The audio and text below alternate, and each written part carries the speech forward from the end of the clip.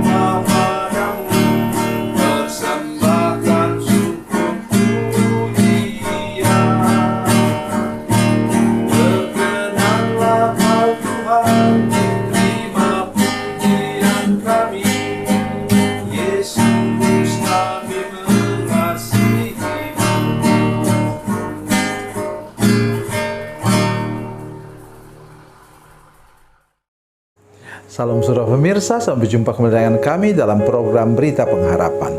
Saudara pemirsa, saya yang menyampaikan sesuatu hari ini, sesuatu yang sebenarnya menakutkan kita.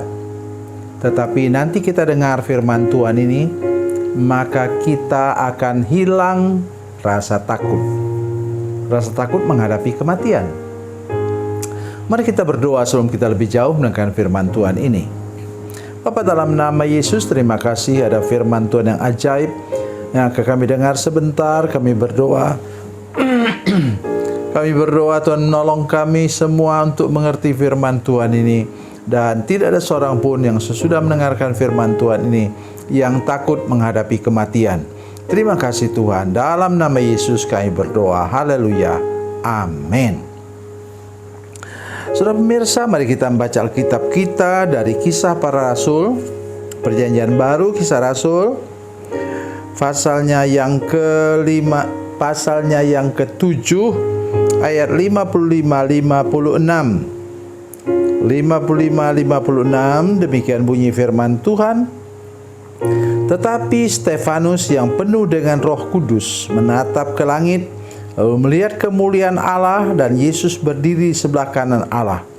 Lalu katanya, sungguh aku melihat langit terbuka dan anak manusia berdiri di sebelah kanan Allah. Amin. Sesudah itu, sesudah dia mengatakan hal itu, dia dirajam sampai mati. Saudara sekalian, kita tidak bisa membayangkan bagaimana ini para imam, ahli Taurat dan orang Farisi ini begitu haus darah, saudara sekalian. Mendengar orang menyampaikan firman Tuhan yang tidak sesuai dengan keinginan mereka, mereka membunuh orang itu. Namanya Stefanus. Dia menjadi martir yang pertama dalam kehidupan gereja. Kenapa demikian? Dia itu, saudara sekalian, dia itu bukan pengkhotbah sebenarnya. Bukan hamba Tuhan seperti penatua, waktu itu hanya kita kenal penatua. Bukan. Dia diaken yang diangkat untuk mengurus orang-orang sakit dan janda-janda miskin. Saudara pemirsa, ini yang patut kita renungkan hari ini, yaitu kalau kita menjadi orang beriman menghadapi kematian, kita justru melihat kemuliaan Tuhan. Saudara lihat di sini. Ya. Ayat 56, ayat 55, tetapi Stefanus yang penuh dengan Roh Kudus menatap ke langit lalu melihat kemuliaan Allah dan Yesus berdiri di sebelah kanan Allah. Kenapa dia bisa lihat itu? Karena sebentar lagi, hanya hitungan menit, dia sudah menghadap mereka di surga. Jadi apa yang kita bayangkan saudara sekalian, kalau kita sudah berhadapan dengan kematian, ya itu tadi, Tuhan yang luar biasa itu, Yesus dan Allah Bapa di surga menyambut kedatangan orang yang meninggal karena percaya, meninggal karena beriman kepada Tuhan. Oleh sebab itu saya mengajak kita hari ini, karena kita tidak tahu kapan Tuhan akan panggil kita pulang. Tidak ada seorang pun yang tahu.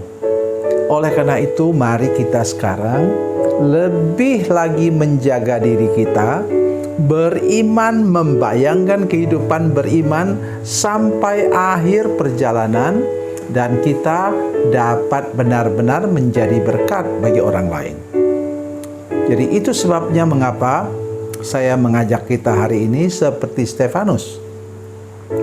Kemungkinan bahwa dia sudah tahu memang, karena mereka sudah mengancam dia.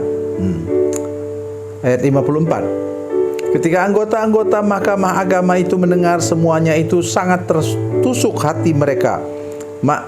Maka mereka menyambutnya dengan gertakan gigi. Kemudian apa? Ayat 59, sesudah itu 57. Maka berteriak-teriaklah mereka dan sambil menutup telinga serentak menyerbu dia. Mereka menyeret dia keluar kota lalu melemparinya, dan saksi-saksi meletakkan jubah mereka di depan kaki seorang muda yang bernama Saulus. Sedang mereka melemparinya, Stefanus berdoa, katanya, "Ya Tuhan Yesus, terimalah rohku." Dan 60, sambil berlutut ia berseru dengan suara nyaring, "Tuhan, janganlah tanggungkan dosa ini kepada mereka." Dan dengan perkataan itu meninggallah ia. Sudah tahu buahnya apa? Buahnya ialah sesudah itu kemudian itu Saulus itu yang kemudian bernama Paulus merajalela, dan dia pergi ke Damsyik untuk kemudian mau menghancurkan jemaat di sana. Tapi kabar baiknya ialah apa? Doa Stefanus menjelang dia meninggal dijawab oleh Tuhan, sehingga orang yang paling beringas waktu itu untuk mau memusnahkan gereja, kemudian dia bertobat. Sampai sekarang mari kita lihat hal itu, sehingga kita tidak usah membela diri berlebihan, saudara sekalian, sehingga kita mendoakan mereka. Tuhan, seperti Yesus katakan, ampunilah mereka karena mereka tidak tahu apa yang mereka perbuat. Di sini kata Stefanus, Tuhan jangan tanggungkan dosa ini kepada mereka. Dan akhirnya Tuhan tangkap yang paling keras di antara orang-orang Farisi itu, namanya Saulus. Dia bertobat, kemudian dia juga mengakhiri hidupnya sebagai martir, sekarang membela jalan atau gereja yang pernah dia bunuh orang-orang dan mau binasakan pada masa lalu. Mari kita terus berdoa untuk orang-orang yang membenci iman Kristen dan orang yang tidak suka kepada pengajaran Alkitab. Tuhan Yesus memberkati, Tuhan Yesus baik. Mari kita berdoa. Bapa, dalam nama Yesus, terima kasih banyak untuk firman Tuhan hari ini. Kami berdoa supaya Tuhan menolong kami semua untuk mengerti, dan kami belajar dari Stefanus untuk mendoakan orang-orang yang tidak suka kepada firman Tuhan, yang membenci iman Kristen kami. Terima kasih Tuhan. Dalam nama Yesus, haleluya. Amin.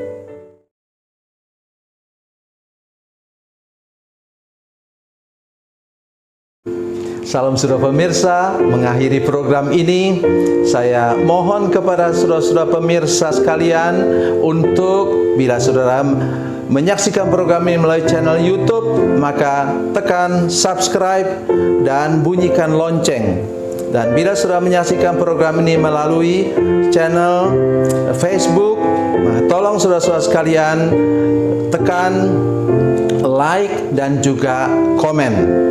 Dan demikian pula bila sudah menyaksikan program Makanan Bergizi hari ini yang tertulis, maka tekan yang sama juga, tekan like dan tekan komen. Dan tolong saudara-saudara sekalian untuk membagikan program ini, share program ini di channel saudara-saudara sekalian, supaya lebih banyak lagi orang diberkati melalui program ini. Tuhan Yesus memberkati, Tuhan Yesus baik.